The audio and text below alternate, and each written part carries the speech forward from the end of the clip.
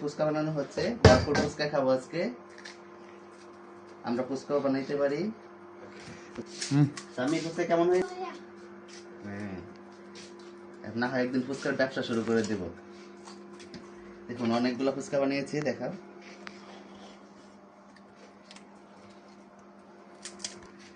দেখুন বন্ধুরা, ফুচকা বানিয়েছে, এখন ডিম দিয়ে দিচ্ছি সবগুলাতে।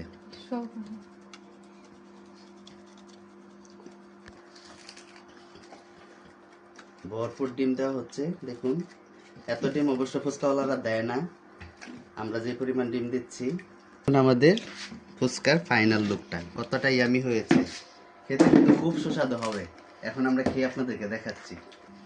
দেখুন টকটা কতটা সুন্দর হয়েছে। এটা দিয়ে এখন খাবো, খেতে বসে গেছি, আপনাদেরকে দেখাচ্ছি। বিসমিল্লাহ, খাচ্ছি, দেখাচ্ছি আপনাদেরকে। বিসমিল্লাহ।